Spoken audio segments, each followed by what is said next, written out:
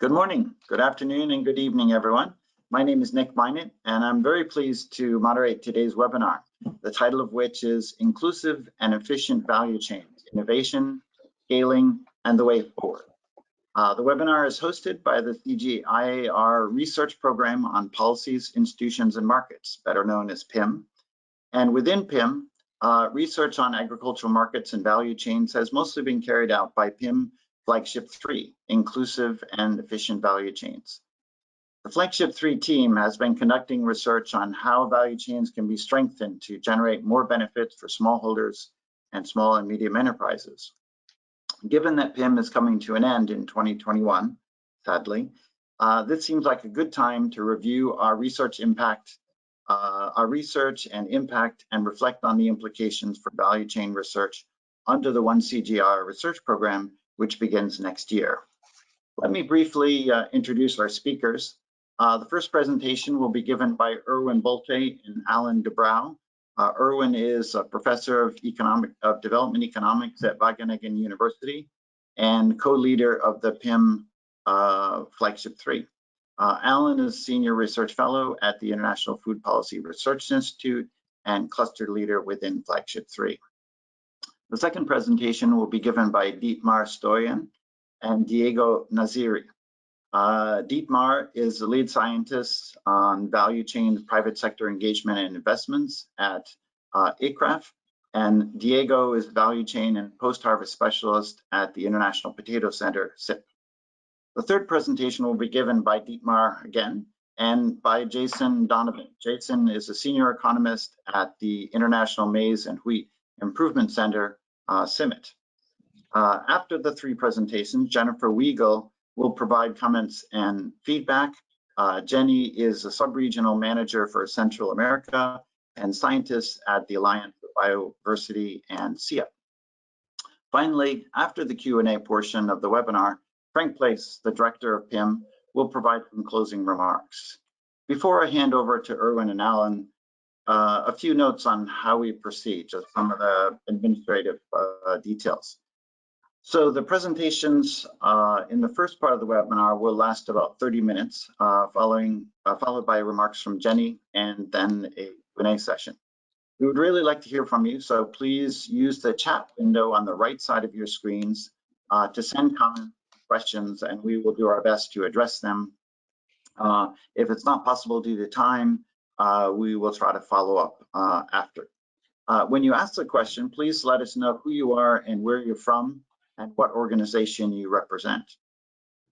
Finally, the webinar is being recorded and will be available on the PIM website shortly after the live event.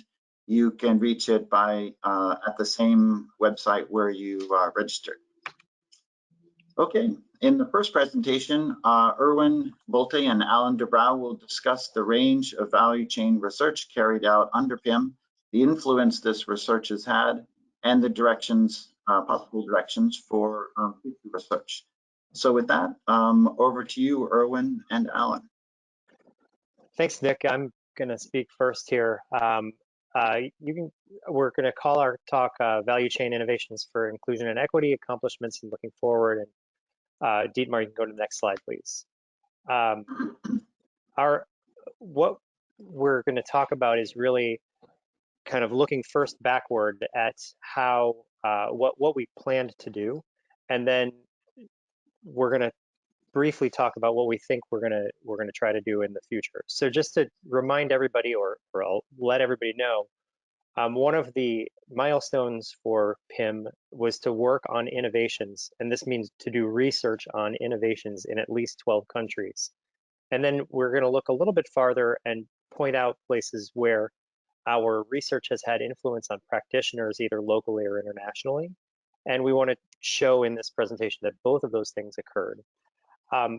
To organize this research, we're going to look at building a narrative around broad innovation types, which I'm going to talk about in the next slide. And we're going to bias ourselves towards looking at stronger evidence, such as randomized control trials. Okay, so thinking about kind of a standard value chain, going from production inputs through agricultural production, to bulking the product, processing, wholesale, and retail, We can look at the 5 big blocks in orange here are what we think of as the innovations that we studied. So we've looked at places where, first we're going to talk about a couple of innovations that try to deal with multiple constraints, and we'll explain what that means in a minute. Second, contract farming. 3, what we're going to call other services, which really take place as products are marketed. And I'll get into that a little bit more. And then Erwin's going to talk about certification, which follows through all the way from production to retail, and then public-private partnerships that are taking place between production and processing. Next slide, please. Okay, so what we mean by, what I want to talk about is, first is multiple constraints. And there's a thought that both farmers, but also often value chain actors in low and middle income countries can face different constraints. They could be institutional constraints. So they lack land tenure, they lack access to formal sources of finance, they lack access to insurance for their production, but they also may lack just access to inputs as well. So for example, so they may not have the right access to pesticides or herbicides or even fertilizers to optimize their production. So we are going to focus on one project that took place here in Senegal and Malawi. This is a bit of a phase 1 of PIM holdover, and it was largely a bilateral grant in which we were exporting a Brazilian intervention to Africa back when the world thought maybe we wanted to follow the Brazilian model of development and then rigorously test that. So it's real ancient history in a way, given the way the world has changed in the last, say 7 or 8 years. That the intervention we picked out was called Fomento. And the idea is basically to help farmers plan to move into cash crops or crops that they can sell through a value chain. And to do that, there is going to be an extension piece. There's a one-time capital grant to help them to begin this production shift, and they're provided some access to markets. So these projects work through 2 NGOs, FONGS and NASFAM in Senegal and Malawi. The kind of basic idea was the same in both countries, but these projects, as they were,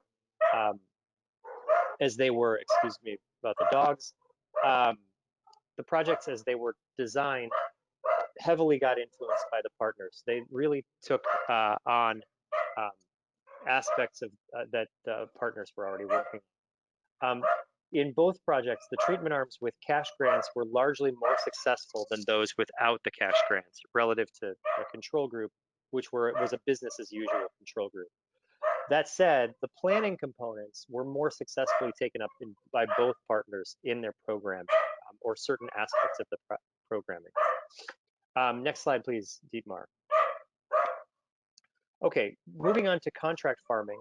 Contract farming is an institutional innovation that can reduce risk for both farmers and agricultural product buyers.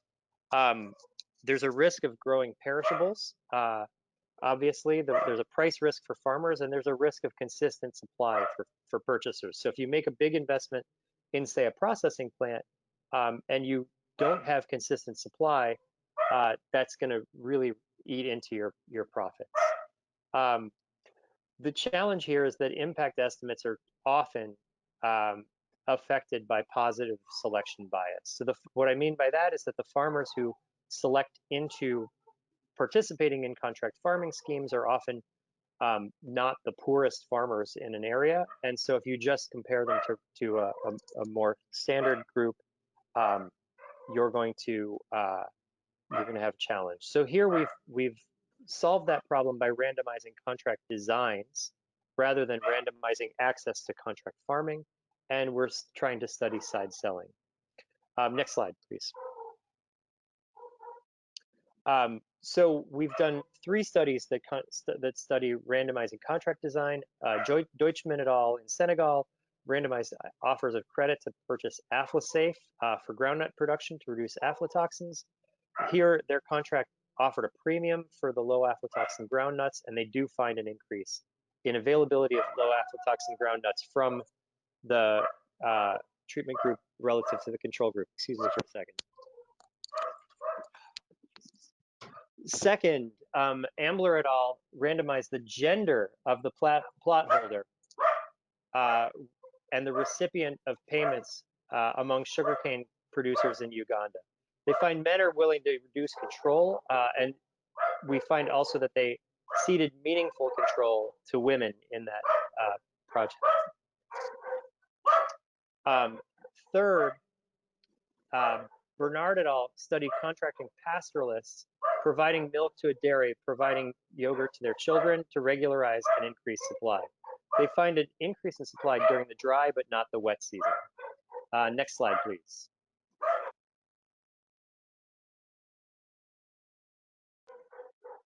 Third, I want to talk a little bit about other market services. And here, what I mean by other market services are really ways that help get the services to work. They help facilitate sales at the market, the place where the farmers and farmers or producers and buyers meet. We have a really nice study that was done on livestock sheds that helps studying the willingness to pay among herders for improved services at livestock markets.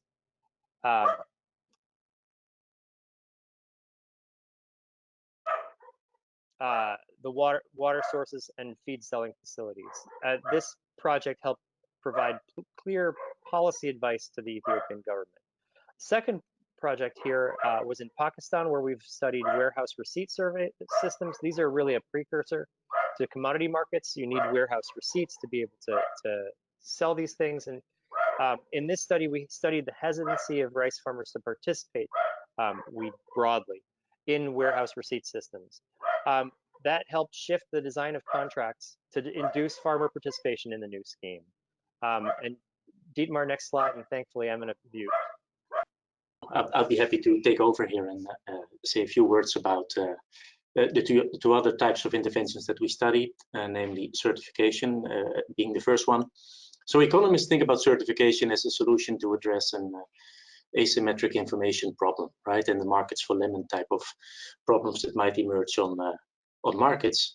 Through certification, hopefully consumers are willing and able to pay more for high quality output, which then incentivizes farmers to also start supplying high quality output. And high quality can be defined in terms of production process, whether it's agro biodiversity friendly or whether it involves child labor or not, or it can refer to certain characteristics of the crop, and then quite often we talk about food security.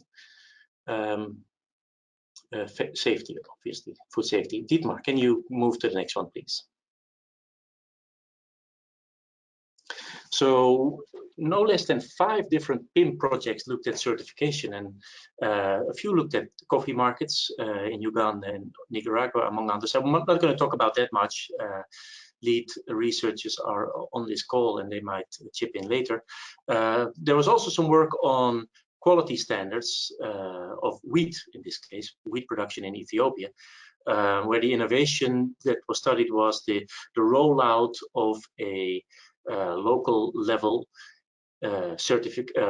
grading and certification scheme for individual farmers. So farmers supplying small quantities of wheat could go to the market, could have output graded and certified on the spot. As an innovation.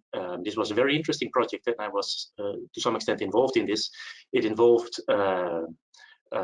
farmers having to decide whether or not to engage in this and whether or not to offer their individual supply to be graded, and we measured their willingness to pay for this service.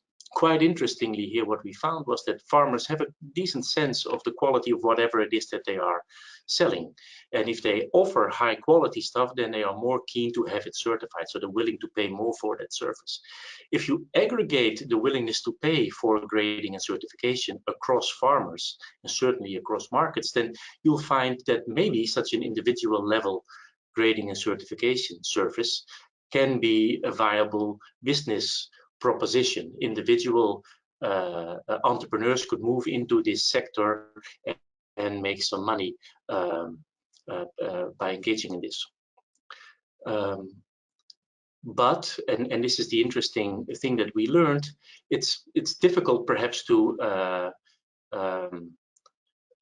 roll this out because the traders were not interested in whatever it was that we were offering, among other things, because they after grading and certifying the harvest of the farmers, we, the certifying agency, placed the output in 100 kilogram bags that were then sealed, which really meant that the traders could no longer cheat on the farmers through their measurement devices. I mean, we did the measurement and it was now done in an honest way that really deprived the traders from one margin where they could potentially benefit. And for that reason, they were not keen to support this. And on multiple markets, we've heard that they tried to sabotage the entire enterprise.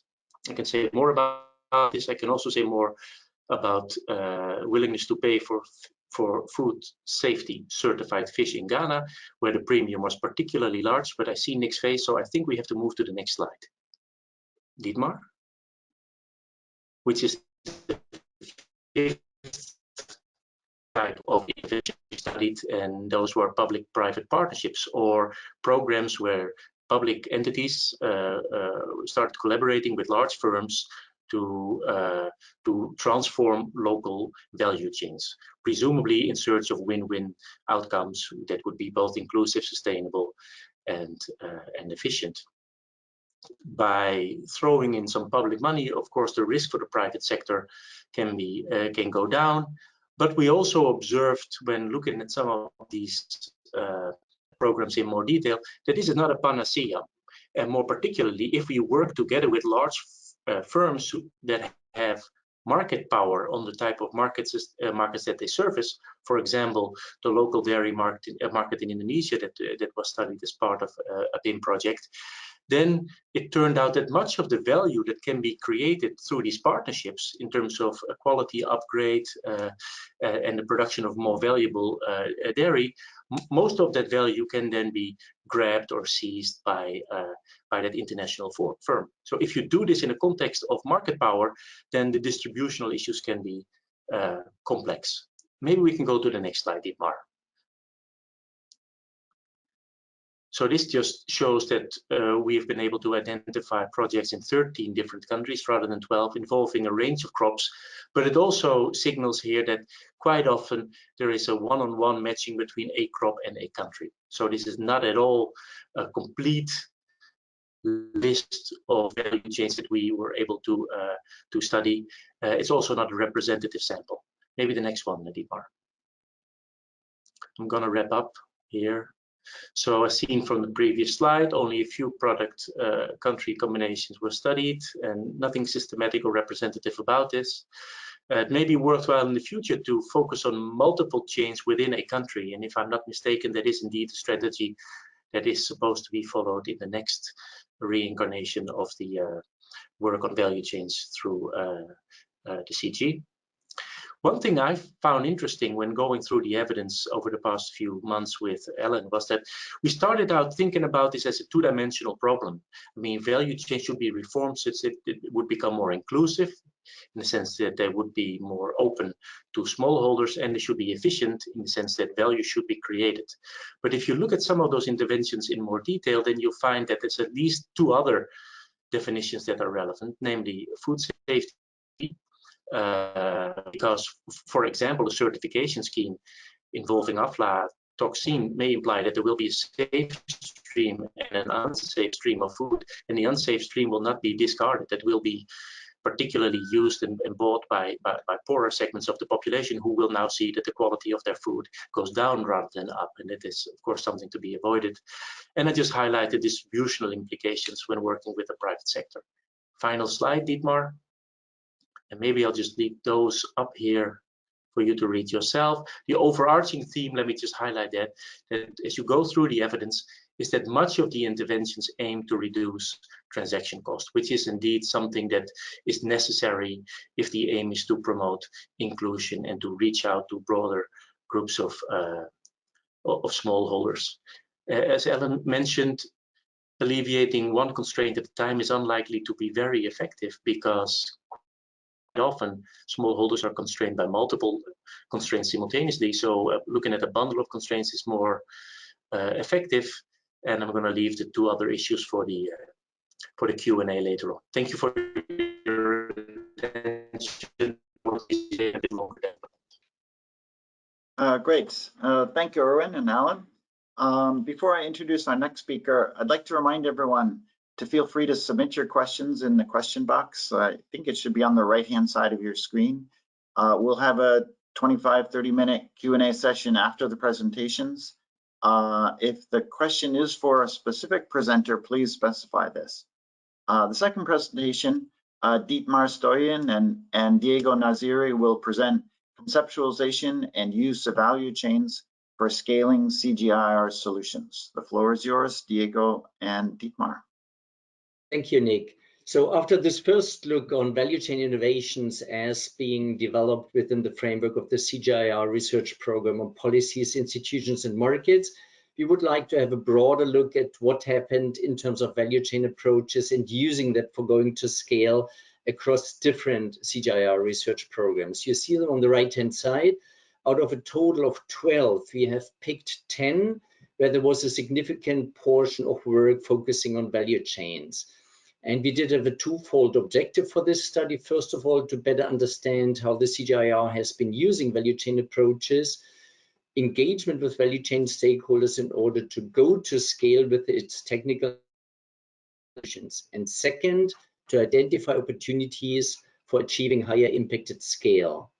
For that, we had three different methodological elements. First of all, with a forward-looking perspective, we analyzed the CRP proposals for the ongoing second phase. I have to add that originally they were conceptualized for a 6-year period, but you heard it already from Nick that actually not only PIM, but also the other CRPs are winding up by the end of 2021. So we took a look at the proposals. Then we took a look at annual reports of the CRPs for the period 2017-2018 in order to understand better how the original concepts were implemented. And finally, we reached out to, on average, 5 value chain experts per CRP to get their perspective on the current way of implementing value chain approaches and the future perspective. By taking a look at the CRP phase 2 proposals, we took a look at 5 key elements. First of all, the way value chains were embedded in the structure, then how value chains were addressed by the theory of change and context analysis, and then also how value chain or value chain stakeholders were considered in partnership, capacity development, and monitoring and learning strategies. And you can see here where we used the scale from 1 to 3 in order to show by 1 that certain aspects have hardly been addressed, up to 3 where they were strongly addressed, that we found a lot of variation, both across the 5 key elements and across the CRPs. You can appreciate that particularly in the theory of change and in the context analysis, value chains were very strongly considered. Some of the CRPs also embedded very clearly value chains in their structure. Take again PIM as an example with the so-called flagship, which is one of the 6 key components where value chains are specifically addressed. You also see that some of the CRP partnership strategies were quite explicit about value chain stakeholders, but particularly in the field of capacity development, there was not a very explicit approach to do capacity development among value chain stakeholders. We also took a look at value chain innovations, and based on the annual reports, we found 50 linked with value chains, which is quite a high number. These innovations are listed on a scale from 1 to 4, from proof of concept to uptake by value chain actors or other next users. And you can appreciate here that a bit less than half of the innovations were in earlier stages, whereas more than half of them were actually in more mature stages. Some of those innovations had already turned into so-called outcome of impact cases, of which we found 11, which were linked with value chains. There were 3 levels of maturity distinguished between discourse and behavior changed up to adoption or impact at scale. 2/3 of these outcome and impact cases were in the lower level of maturity, and 1/3 had reached already to higher levels of maturity. With this, I would like to hand over to Diego. Thank you, Dietmar, and hello, everyone. As Dietmar mentioned, the results that I'm going to present are based on the responses provided by 52 value chain experts, which have been nominated by the directors of the relevant CRPs. So first, we ask respondents to indicate the relevance of different value chain stakeholders for going to scale in their work. As you can see, farmer organizations and SMEs figure prominently. However, other private sector players, such as large companies, banks, and investors, were reported as having limited relevance. This likely reflects limited experience to engage with them, rather than considering them little relevant as such. Research organizations rank third, while service providers, which include public extension, and regulatory bodies are perceived as less relevant. Overall, these results suggest that the CRPs have not entirely taken advantage of the whole spectrum of value chain stakeholders. And main opportunities lies in strengthening engagement with private sector, besides farmers' organization SMEs, with service providers and regulatory bodies. Next slide. Next, we ask to indicate the relevance of mechanisms for engaging with value chain stakeholders. This engagement primarily occurs through research or development projects, and in this case, the required human and financial resources are typically provided by donor-funded initiatives. Over 90% indicated public-private partnerships and multi-stakeholder partnerships as a highly or moderately relevant mechanisms for stakeholder engagement. However, much lower relevance was indicated for both pooled resources and innovative financing, such as impact investments, venture capital, or social lending. This suggests that PPPs and multi-stakeholder partnerships are often established and maintained by externally funded and time-bound projects. And as we know, unfortunately, these platforms are sometimes unable to mobilize sufficient resources from the private sector and government to allow their functioning once the project ends. Policy dialogue and media engagement were also indicated as relevant mechanisms for stakeholder engagement. These results suggest that there is an opportunity for the CGIAR to explore innovative financing mechanisms and enhance its ability to mobilize private sector resources, for instance, through co-financing, for increasing the likelihood of taking innovation at scale through value chains. Next. When we ask about the main CRP limitations for using value chains for going to scale, over half of the respondents indicated financial constraints. So this likely reflects below optimal resource allocation to scaling activities in the intervention design, or lack of dedicated funding mechanisms for scaling, but also limited institutional funding to ensure the much needed continuity in funding stream to allow sufficient time for scaling to happen. You can see that over 40% of the respondents indicated the time-bound nature of interventions as the main limitation. So that means that the typical 3 to 4 year project life cycle is simply too short to validate innovations and take them to scale. Therefore, donors should consider sequencing investments across a portfolio through phased projects for nurturing promising innovation to full potential. Or other most reported limitations relate to the sphere of implementing personnel, particularly in terms of capacities. You can see in green boxes all references to capacities. And these results suggest some critical areas to be considered in future staffing and in staff development programs. Next. The final slide shows the main opportunities to enhance CRP ability or CGIAR ability to scale through value chains. Engagement with private sector was indicated as the main opportunity, and this result is very well aligned to the relevance assigned to this stakeholder and that I showed in my first slide. However, engagement with service providers ranks second, suggesting that the respondents are aware of not having fully exploited this opportunity in their work. Increasing the ability to mobilize alternative funding sources is also seen as a significant opportunity as shown by the importance assigned to research development partnerships, PPPs, private-private partnerships, pooling of resources, and embedment in multi-sector programs. These results are consistent with the capacity strengthening needs presented in my previous slide, and reiterate the need to strengthen the CGIAR capacities to engage with private sector and service providers, and also to explore opportunities for leveraging alternative financing mechanisms. I will now hand over to Dietmar for the final remarks. Thank you. Thank you, Diego. Our study has shown that CGIAR across the different CRPs has actually applied value chain approaches in a very versatile way, allowing for context-specific differences. We have also seen that the way the CRPs have conceptualized and to a certain extent embedded in their structure has been relatively strong. Somewhat less strong has been how value chain stakeholders have been addressed in partnership, capacity development, monitoring, and learning strategies.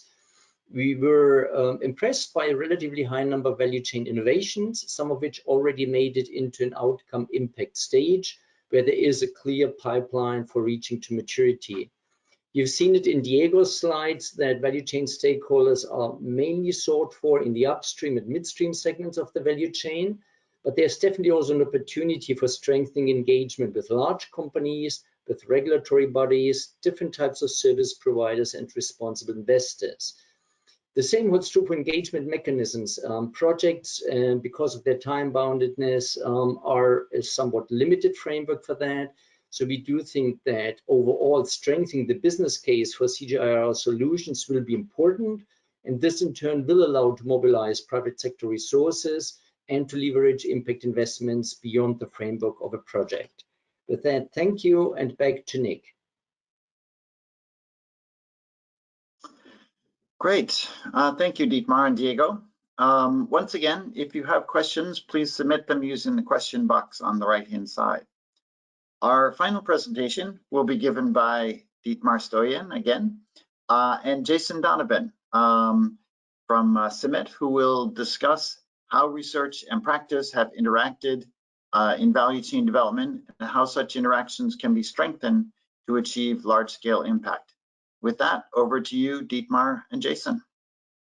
Okay, thanks, Nick. So I'll get it started. My name's Jason with CIMMYT here in Mexico.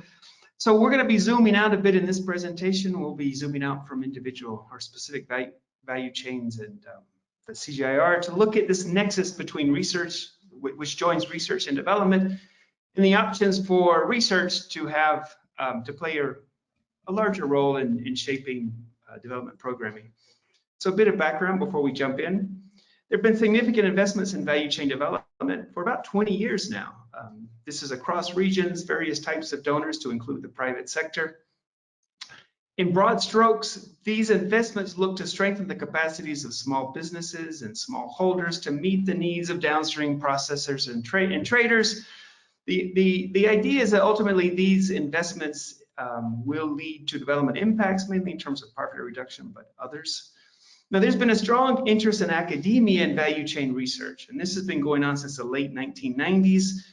Academics have, in general terms, been looking at understanding the transformation of agricultural production and trade that's taken place over the past many years. Now, in general, the emphasis hasn't been so much on the nitty-gritty of development programming. That said, and as you've heard today, I mean, the CGIAR has been engaged in development-oriented value chain research, and this has been, I guess, for about the past 10 years. And the question is, how do we potentialize this research as we move ahead in the One CGIAR?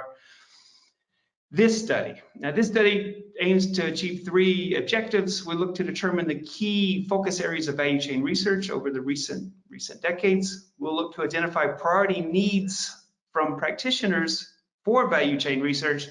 And the hope is that if we can understand 1 and 2, we'll be in a good position to guide the future research agenda in this area.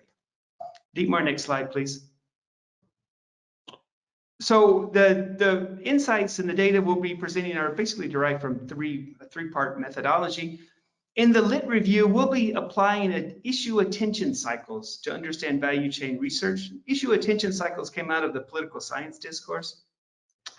It was an effort by political scientists to understand why certain themes quickly rose to prominence in the debate, or in the discourse rather, but then after a limited amount of time quickly diminished.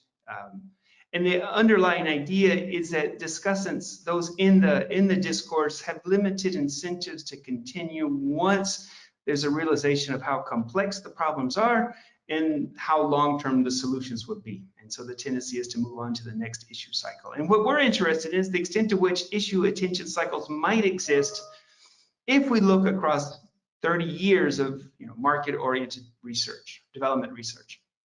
Anyway, in the second element of our methodology are key informer interviews with leaders in mainly international NGOs that engage in value chain development. And there's also an online survey with their field staff. Next slide, Dietmar. The issue attention cycle. So this slide presents several of the issue attention cycles that we identified. So yes, they do exist in the market-oriented development discussions. We went back to the mid-1980s. If you just look at the top row of cycles, which is more the practice-oriented discussion, this is a mix of great literature, but also peer-reviewed literature.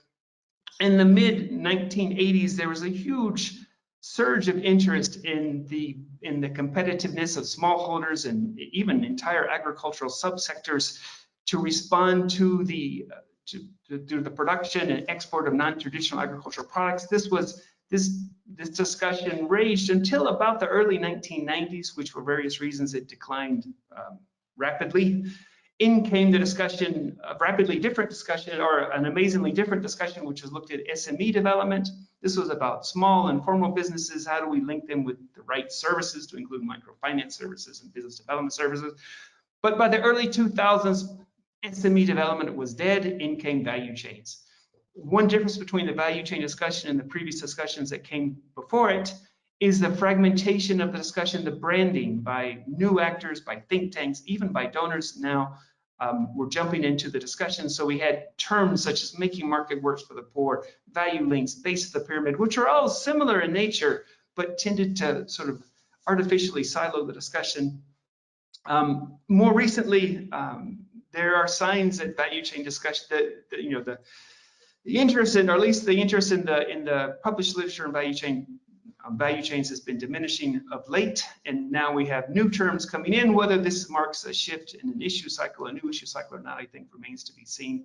But terms such as market systems by USAID and their grantees, as well as the branching out of value chains in terms of gender equitable, nutrition sensitive, climate resilient, etc., is occurring. So those are some of the issue attention cycles that I just draw your attention to now. Now I'll turn it over to Dietmar, who'll talk about our engagements with practitioners and what they perceive as their needs for value chain research. Dietmar, over to you.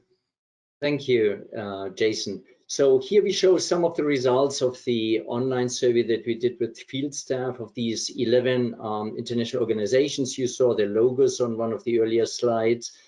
And we were asking what are the key focus areas actually that they would apply in their value chain approaches. And you can see here that similar to the CGIAR, focus is mainly on the up and midstream segments of the value chain. In addition to that, also provision of technical and business services. Somewhat less emphasis, even though that really depends a bit on the organization, is on downstream segments of the value chain. Somewhat less also on financial services or the overall enabling environment. When asked about what are the key clients you're engaging with, and again, a striking similarity actually to the CGIAR, and of course this is linked to the general focus on the more upstream, maybe midstream segments of the value chain. Three groups here are clearly standing out, which are individual farmers, or more than anything when they are organized into cooperatives or farmers associations, but also in the broader sense, small and medium enterprises. Relatively less focus is reported by the field staff on work with the large companies, with financial institutions, and with investors. Ask about what kind of methodologies and tools you're using for your value chain approaches. It is interesting to see that here in the pie chart on the left-hand side, that 50% of the organizations say they are using their own methodology and tools. The other 50% is saying they're using their own methodology, but maybe tools of other organizations. None of them reported that they're entirely relying on methodologies and tools from other organizations. On the right-hand side, in the bar chart, you see some questions on the CGIAR. And again, it is quite striking that about 2/3 of the respondents said they had not heard or had heard little about the CGIAR, which then explains why actually there's relatively little knowledge on value chain methodologies and tools developed by the CGIAR, and even less so application of these methodologies and tools. In terms of engagement mechanisms, again, similar to the CGIAR, one of the principal engagement mechanisms with value chain stakeholders are projects, in this case, development projects. And these may be combined in different ways with the provision of services, with public-private partnerships, with the leverage of investments, and to a certain extent also multi-stakeholder platforms. Political advocacy is something that really depends very much on the organization. Some of them are relatively strongly engaged, but others are hardly, if at all. In terms of what practitioner organizations expect of the CGIAR going forward, one area really stands out. They would love to see CGIAR engage particularly in impact assessments and evaluations, and that can or could be combined with joint R&D projects. And this in turn may allow for developing new methodologies and tools. Interestingly, that there is a certain interest in value chain research and also capacity development by CGIAR, but there is not really the same interest across all the organizations involved in the study. This gets me to the final question that we had to the practitioners. What are research topics that you are particularly interested in? And you see there's really a broad interest across diverse topics. Some of them, just to pick a few, climate resilience in value chains, which of course, not only because of the recent COP in Glasgow, is of interest to value chain practitioners. Interesting to see that poverty reduction through value chain development is still figuring relatively prominently. And this links back to the issue attention cycles that Jason addressed earlier, where you could think at some moment in the early 2000s that was the big topic, but apparently for the practitioners, it still is something that should be more researched.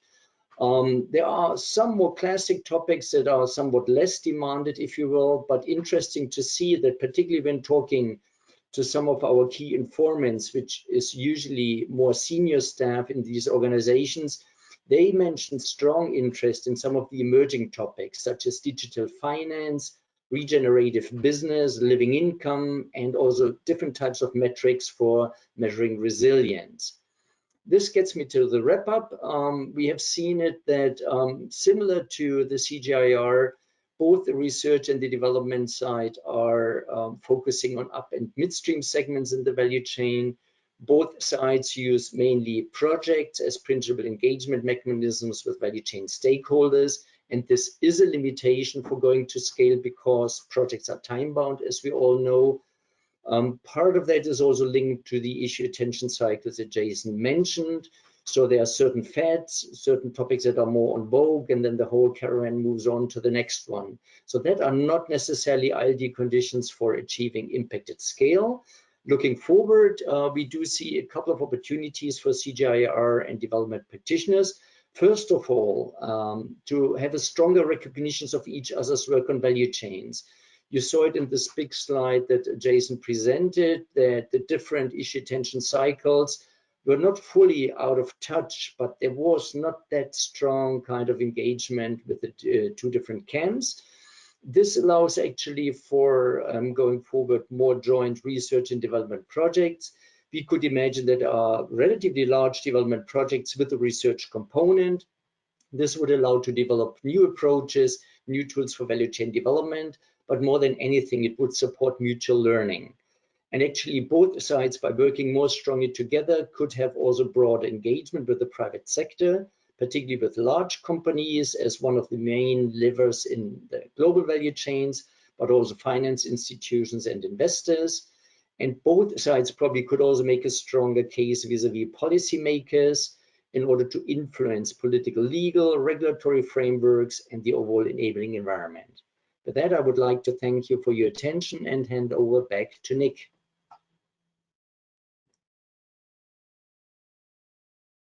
Okay, thank you, Dietmar and Jason. We're pleased to have Jenny Wiegel from the Alliance for Bioversity and CIAT to give some feedback and commentary on the 3 presentations. Jenny, the floor is yours. Thanks a lot for this opportunity to be part of this webinar to reflect together with partners from the research and the development community about where we have come, what we have achieved, but more importantly, where we need to go to continue to improve the performance of value chains for an increasingly widening range of development outcomes beyond inclusion and efficiency, onto thinking about climate resilience, empowerment of women and youth, nutrition, climate mitigation, and the list just gets longer. So what I want to do is, as co-lead for the new CGIAR initiative, Rethinking Markets and Value Chains for Inclusion and Sustainability, which will seek to carry forth some of this work on value chains, to speak a little bit about what are the ways in which we are trying to address some of the limitations or some of the sort of paths that these 3 presentations have shown moving forward, and then maybe pose some questions to get our discussion kicked off to the presenters around what other advice would they have for this initiative, but also for the larger research for development community moving forward to overcome some of these challenges. So I think as we're going through the 3 presentations, we can see that there's been some very important research done on value chain innovations under PIM, privileging inclusion and efficiency, and somewhat a focus on rigorous academic research, not always coupled and put together in a particular geography to really reach impact at scale, so the spread across different places and topics.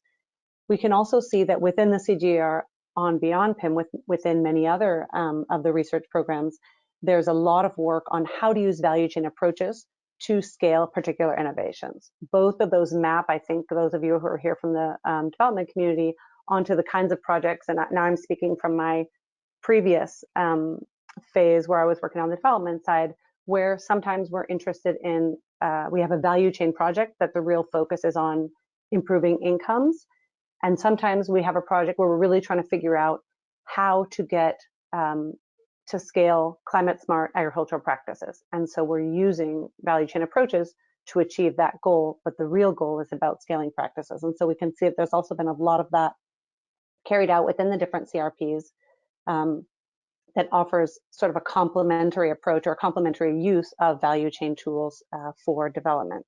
And then we can also see from the 3rd presentation that there continues to be a very strong demand for value chain research tools and engagement from the development community, but there continues to be a less than ideal, I would say from our perspective, engagement, connection, uptake, sharing of value chain approaches, tools, evidence, research between the research community and the development community in this case. So looking over some of the lessons learned, I want to speak briefly about some of the things that we think would be important to do differently moving forward, that we have tried or we will be trying to incorporate in this next phase under the initiative Rethinking Markets and Value Chains that I mentioned. One is to have a specific focus on domestic and on international value chains.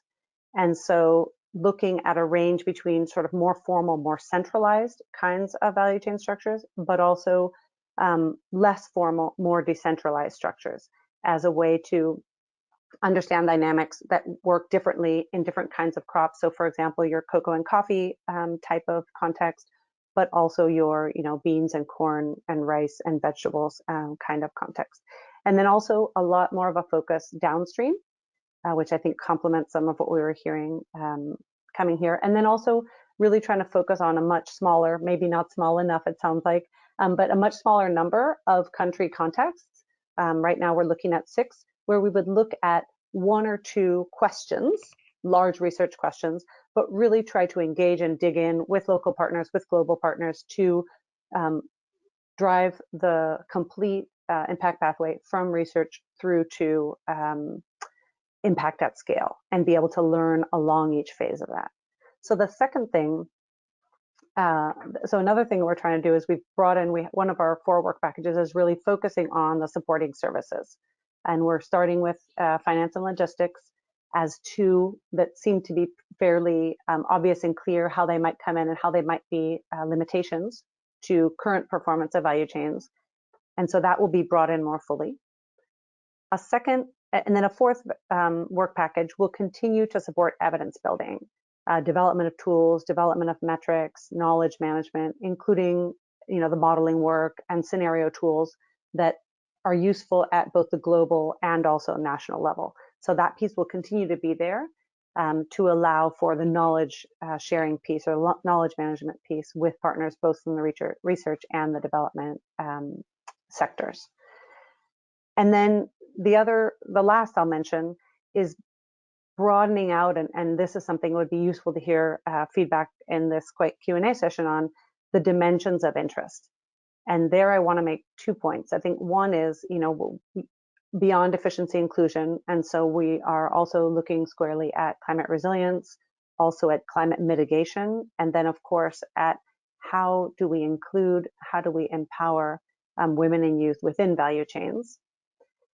And I guess one question that I would put back onto the presenters is, how do you, when you have an approach that is trying to look at so many dimensions at the same time, how do you then not lose focus? And so what are promising approaches for addressing multiple dimensions that are of interest, or adapting approaches depending on the outcome of interest that we're looking for moving forward?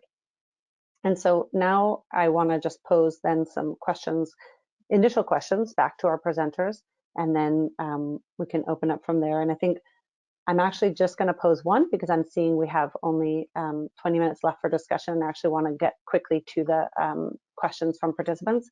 And so from the development perspective, I guess my question would be, how can the CGIAR contribute to accumulating learning from the great diversity of innovations and innovative approaches that the development community is applying in the context of projects?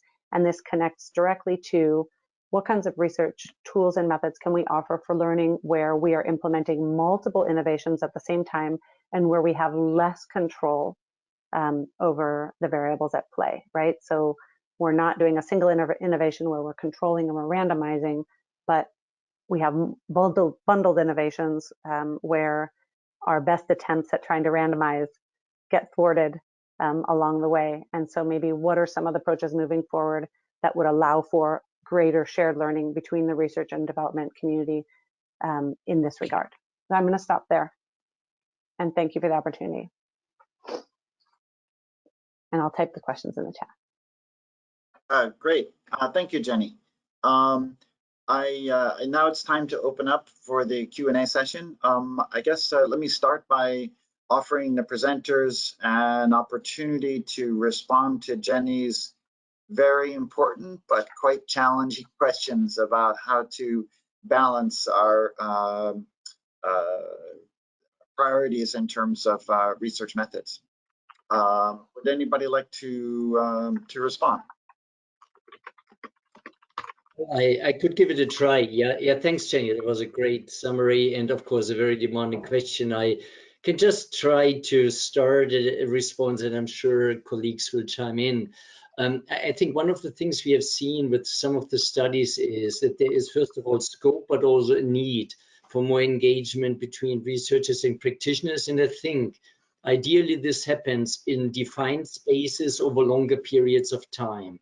So there could be a certain definition of, call it, key territories that could be within a given country, could be in cross-border regions, where both sides really stay there for longer. So you get a bit rid of this kind of project dependence by saying, whatever comes next, we're going to bring in new resources, we're going to continue over here. So you build up social capital, you build up networks, you build up baselines against which you can plot your new results, your new findings. I think this is how you can more easily really spur mutual learning this is where you can have a much stronger, I think, influence on the overall enabling environment, where you can have a better influence on strengthening services across a portfolio of different types of value chains. So in short, I think a stronger geographic focus with a longer time perspective would be an important element. Okay, great. Thank you, Dietmar. I know there may be other responses. We do have a number of questions from the audience, and I would like to get to those before we run out of time. We are a bit behind schedule. So let me move on to them. So one question is from Mark Cohen. Hi, Mark, from Oxfam and IFPRI alumni. Do you have any sense in looking at public-private partnerships, whether, sorry, this is for Erwin and Alan, related to public-private partnerships. Do you have any sense in looking at PPPs, whether public money was subsidizing private actors to engage in activities they would have carried out even without the de-risking? And I think maybe this is referring specifically to the Indonesian dairy case. Erwin or Alan?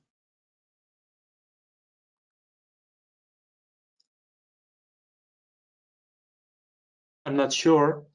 I've asked people and they said no. They said we would not do this without without support, because this is too risky, and it's also not really our core business. And the organization I talked about, it's a farmers cooperative, and the farmers have other priorities than these long-term investments. But at the same time, I think it's clear when you look at what this firm is doing, it's expanding into new parts of the world, and I believe that at least the organization's leadership thinks it's important to have a foot in the ground in key markets in Africa and Asia, and I think they're very keen to pursue this. So my own perception is that yes, they would have done quite a bit of this anyway. I mean, they had processing plants there, they have ambitions for the mid and long term, and now they are financing additional activities along the way, which help them also to signal a corporate social responsibility phase. That is also something that they find important. But at the end of the day, I think through the actions on the ground, it became clear to me that this latter thing was not a top priority for them. So creating value is one thing, entering these markets and becoming a key player there is also important, but then to actually share the value that is created super fairly with all these smallholders, that is something I did not see. Mm-hmm. Okay, so some unintended consequences. And yeah, I know in that study there was an issue that they may have been withdrawing the benefits of farmers from the training by reducing the price that they were offering for the raw milk.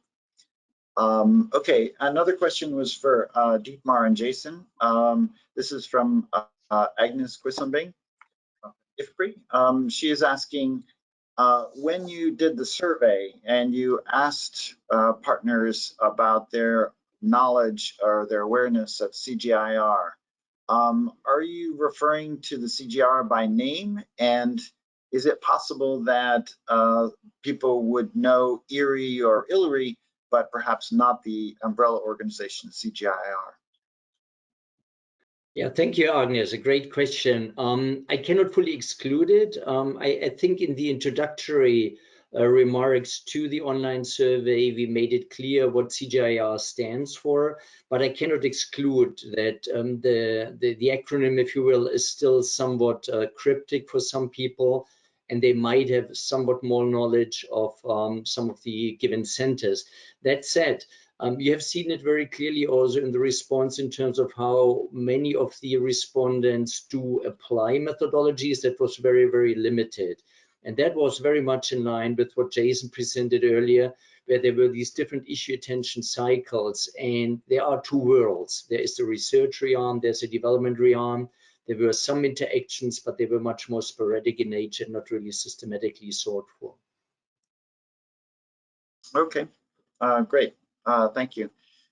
Another question comes from Sean Ferris, a former CGIAR colleague. If project duration is a challenge, this isn't addressed to a specific person, but I think it might be for Dietmar and Diego.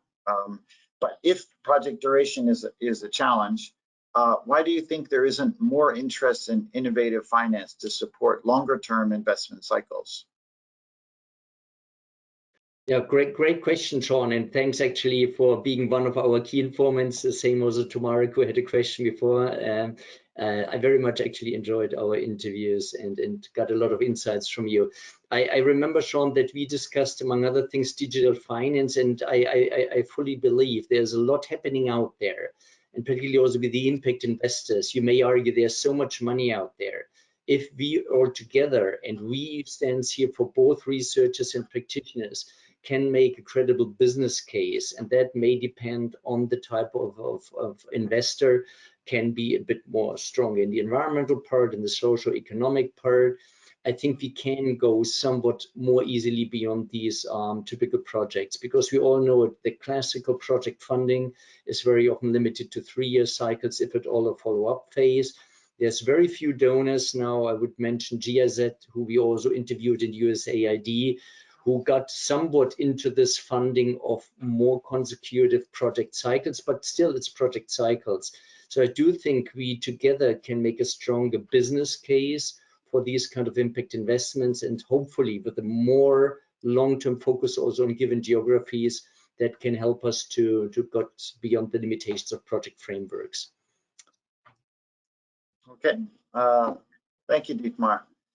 We have a question from Nadhim Timet from IFAD. I think this might be for Erwin and Alan, but it's hard to tell. In your evaluation of CGIAR projects, have you identified or found any projects or research related to value chain finance? I think I know the answer to that. And do you think this is a topic that has been neglected by CGIAR researchers and practitioners? Yeah, let me take that one. We're working on that right now. It's just not done, basically. And PIM is rolling up the red carpet in a few weeks. So we didn't include that in, basically we have a pretty big project in, what's in Myanmar, Indonesia, and Vietnam. So maybe it's just in Indonesia and Vietnam, since as I understand it, Myanmar is a cash-based economy now. Where we're trying to study value chain finance models right now. I've written a paper with Yo Swinen this year, or I think we wrote it last year, but I think it's going to come out next year on value, kind of necessary conditions for value chain finance. We're working on a project on midstream finance with Gates. So we have a lot of work that is ongoing and coming on value chain finance. And trying to figure out, what role it can play. I just wanted to say, I want to add something on the PPPs that Mark brought up. One danger, so I've talked to a lot of people about finance issues in the last year or so, and so you do see kind of a sense of what people will just invest in from talking from that perspective, and then what kind of needs that public-private, what might need that public push to make happen. A danger in that regard, and I think we may be getting better at that, is that there are companies now that are really donor darlings. And so these companies only exist because they're able to bring in donor money, and they don't really have business plans that lead to sustainability. So a challenge is finding the businesses that actually are growing and are going to grow regardless of whether you're there or not, but that you can kind of guide in interesting directions, I think. And that's sort of, from my perspective, in trying to work with the private sector rather, that's kind of my goal in the next, say, couple of years in developing projects is to find those companies that are planning to grow but can be shifted, rather than that are, for instance, just kind of there and clearly don't have a business plan, but they show up in every single CGIAR seminar. Thank you. I think that's a good point. I can think of a few firms in the market information field where they seem to exist primarily. A perfect example. The market information services field, all the RCTs basically show no impact from those, and there's been a ton of money invested. Yep.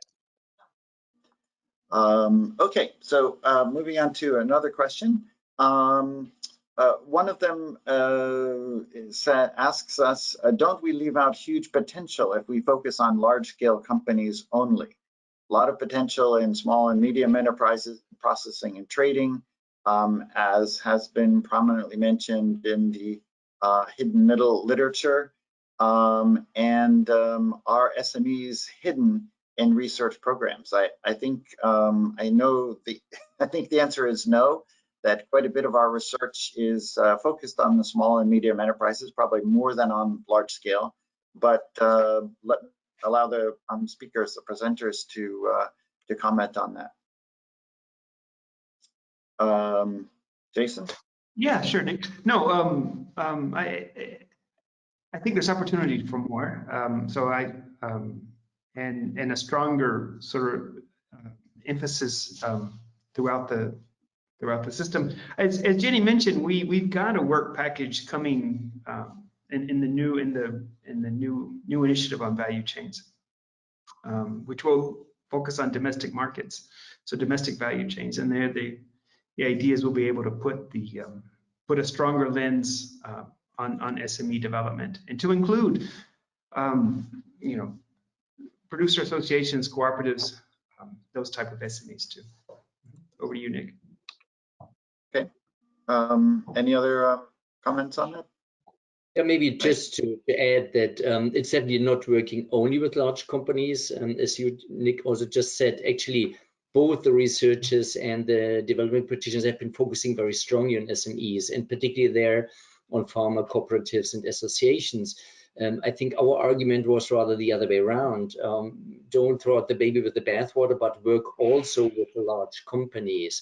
And there is some work going on, and some of them might be actually the donor starlings as well of these bigger companies, but there is more to do. And I think, as Jenny said before, a clearer distinction between more domestic and more global value chains will lead us to a better distinction also between what kind of large company, because you may argue there's a couple of multinational companies that are relatively strongly engaged in sustainability standards and the like, but particularly the work with large companies in the tropical countries is something that is completely underexplored. And I would actually think we should do that in addition to work with the SMEs. Yeah, I think particularly if you're dealing with an export commodity, there are necessarily large firms involved in that, although there may be many SMEs that are involved in processing or feeding supply to the experts themselves. Jenny, did you have a comment? Yeah, I just wanted to say two things. One is, a lot of value chain approaches allow us to work really well. And when you have a large company that has impact at scale, there's value to be said there. And so I think really focusing on how we can move the behavior of those companies can be a really potentially large scale opportunity for impact, but of course, you know, largely challenging. I think the other thing to look at, and particularly as you're mentioning, Nick, within the role of those companies within domestic, but also in international phases, is what is the role that they play in influencing the regulatory environment? And so I think that's, you know, some of the presentations highlighted the need to focus on the regulatory environment. I think that's another space where we can work.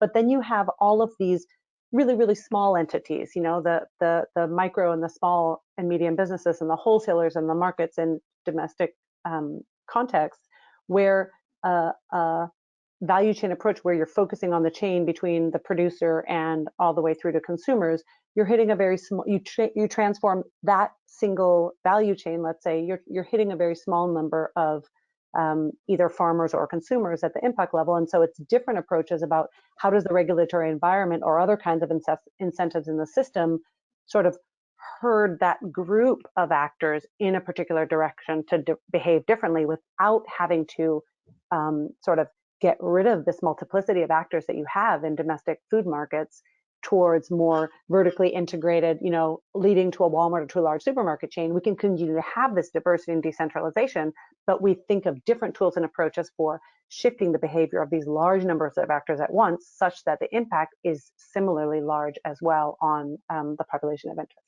So that's what I wanted to say. Thanks. Okay, great. Thank you, Jenny. Okay, we have 2 more questions from the audience. Michael Friedman asks, are you looking at the impacts of innovations on gender equity, impacts that maybe have unintended, well, maybe unintended consequences, either positive or negative? I guess that could be to anyone. Does anyone want to jump in on that topic? Sure. There's been a whole study in Flagship 6 on gender and value chain research that should also all be coming out before December 31st. So tune your website to, or turn your browser to the PIM website, because it's going to be, there's going to be new content basically on a daily basis right now, knowing how things are going. We've looked a little bit at that, and I think when we are designing impact evaluations, we're designing them to make sure that there's no harmful effects. I know in the Senegal and Malawi case, we did do a paper on that, but we haven't gotten very far in finalizing it at this point. Okay. So with the end of PIM and the other collaborative research programs, there is bound to be a flurry of output deliverables due December 31st. It'll be Christmas for everybody who follows CGIAR research right now for the next 30 days. And Nick, if you allow just to that one, actually we did a review 3 years ago. It was published on gender equitable value chain development guides, methodologies by some of the major implementing organizations. Actually, all of them included here also as key informants. And what we found is that many of these guides actually are quite convincing and persuasive in making a case for including the gender dimension in value chain development work. Trouble what we found is some of those guides are 150, 200 pages long. And of course, they alone will not serve as the tool then for value chain implementation. So just wanted to add that element, that there is a need actually for more succinct types of value chain methodologies and tools that allow for those different dimensions. And gender definitely is one of those important ones when we talk about inclusiveness. But the trouble is that a lot of that is developed in isolation. It's put out there, but the practitioner is virtually overwhelmed. It cannot really absorb all these diversity. So I think that would be another strength of stronger collaboration between researchers and practitioners, that we would be able to really gear some of those methodologies and tools exactly to what can and will be used in the field. Okay, good point, Dietmar. There are still some questions, but I also want to respect everyone's time, and we are coming to the end of the scheduled period. I also want to give a few minutes to Frank Place, the director of the CGIAR Research Program on Policies, Institutions, and Markets, PIM, who will provide some closing remarks for this webinar. So over to you, Frank. Yeah, thank you very much, Nick. I guess I better be speedy because of all the workload that remains with all our panelists today till the end of the year. But today we heard from about 3 studies that tried to provide a higher level view of what PIM and the larger CGIAR has aspired to do in relation to value chain research, what it achieved, and what remains to do to meet the demands from some of our important stakeholders. So I want to thank all the presenters and co-authors of the analyses that were reported on in the presentations, and also to Jenny for her comments. And I really enjoyed this discussion that at the end, and I could see that it would be fascinating to let it go further, but I know everybody has other things to do. A couple of takeaways from me are, well, we've seen that existing studies and analyses of interest from both the suppliers and demanders of research on value chains are that there are many topics of interest. And the good thing is that there's a fair amount of intersection across that, although there are some disconnects as well. But this just seems to me to reflect the complex reality of value chain development, indicating a number of important issues that are still out there to address. So one implication about that is to identify some processes for prioritization, and we heard a few suggestions from the group on that, for example, around fewer countries maybe, where we could actually make more advancement. But another implication seems to be that there remains a strong need for a community of practice on value chain research to help ensure the application of priority questions, frameworks, methods, and tools, and to be able to create more than the sum of the research parts. So, and as part of the terms of reference of this community, there should be, I think, much more engagement with the demand side than perhaps we've done under PIM and the other throughout the CGIAR. Looking at the new portfolio of proposed initiatives, I see that many are aiming to create improved business models, whether they're more focused on inclusion or sustainability or healthy outcomes. And so I think this is a major kind of a hook around which this community of practice could move forward to enhance our learning. Before wrapping up, I just want to recognize the valuable research on value chains from PIM and other CRPs during these past, well, 10 years really of the CRPs. There's been increasing collaboration around key topics, which I think has resulted in new partnerships, good sharing of methods, and some higher level lesson learning that we've heard today. And the work on COVID, that's another topic. Work on COVID on value chains is another great example of collaboration around this. And I think this collaboration will facilitate good work in the Rethinking Markets initiative that Jenny mentioned, plus other initiatives as well within the CGIAR. And just before I stop, just a little bit of advertisement for two seminars that are coming up again before the end of the year with the value chain group. One is a week from today, on November 29th. There's going to be several studies related to value chain performance and responses during COVID-19 that are going to be presented. And these include case studies that are supported both by PIM and the COVID CGIAR COVID-19 hub. And then on December 9th, Erwin and Alan, who are here today, are making a repeat performance to present their new book on African farmers, value chains, and agriculture development. So I hope that many of you can, if not all of you, can attend those seminars as well. So with that, back over to you, Nick, and we can close.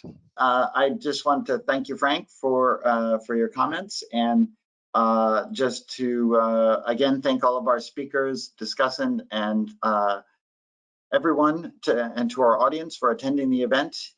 If you'd like to send comments or questions about today's webinar, please contact PIM via the email that you saw on the screen earlier. The event is recorded and the slides will be available on the PIM website, which is pim.cgiar.org. And that's it from us. Everybody have a great day. Thank you very much.